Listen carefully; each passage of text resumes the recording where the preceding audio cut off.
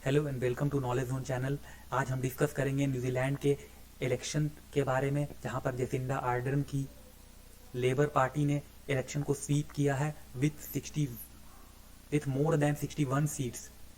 इसके अलावा क्या सिग्निफिकेंस रही इस इलेक्शन की, उसके बारे में जानेंगे। उनका टेन्योर कैसा रहा, उसके बारे में पूरे डिटेल्स के साथ हम यहाँ पर जानेंगे। इससे पहले अगर आपने मेरे चैनल को सब्सक्राइब नहीं किया है तो प्लीज़ मेरे चैनल को सब्सक्राइब करें, लाइक करें, शेयर करें। चलिए डिस्कशन स्टार्ट करते हैं। न्यूजीलैंड की प्राइम मिनिस्टर जेसिंडा आर्डन की पार्टी ने यहाँ पर मोर देन 49% ऑफ वोट्स लिए हैं जनरल इलेक्शन में। इसके साथ जो नेशनल पार्टी है वो सेकंड प्लेस पे है विथ 26.9% ऑफ वोट्स के साथ। सिग्निफिकेंस क्या रही इस इलेक्शन रिजल्ट की?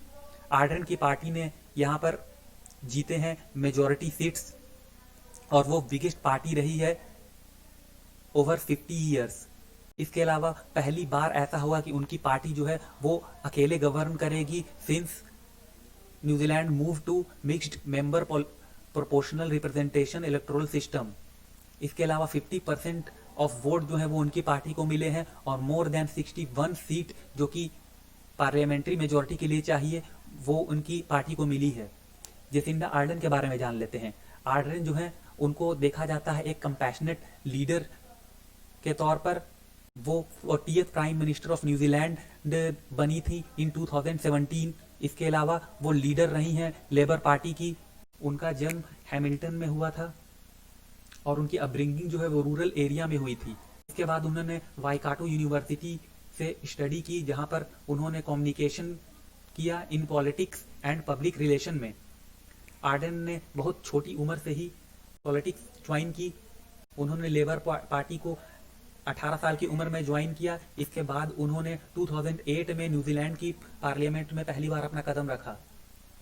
आर्डन में कुछ नोटवर्दी पॉलिसीज रही है, उसके बारे में जान लेते हैं। देखिए, उनका जो पॉलिटिकल करियर रहा है उसके अंदर वो काफी पॉपुलर रही हैं, not even in New Zealand but outside New Zealand also. उनकी जो व्यूज है वो काफी प्रोग्रेसिव है और वो कई सारे मुद्दों के ऊपर बोलती रहती हैं, जैसे कि माइग्रेशन को लेके। इसके अलावा वो काफी वोकल रही हैं right of children, right of women और right of every New Zealander to find meaningful work के बारे में। उनकी जो टेन्योर है एज ए प्राइम मिनिस्टर, उसमें उन्होंने क्राइस्ट चर्च की शूटिंग जो हुई थी 2019 में उसको देखा, जहां पर फ्राइडे प्रेयर के दौरान एक मॉस्क पे कुछ लोगों ने अटैक कर दिया था। वहां पर वो काफी लाउडली इस चीज को हैंडल किया, इस अटैक को उन्होंने हैंडल किया और वहां पर उन्होंने जो एक्शन लिया वो काफी बड़ा एक्शन था, जिसमें उन्होंने गन को बैन किया था। उनकी जो कैंपेन रही 2020 इलेक्शन की, उसमें जो लार्जली फोकस था वो था किस तरह से कोरोना वायरस पैंडेमिक को उन्होंने हैंडल किया, उसको लेकर।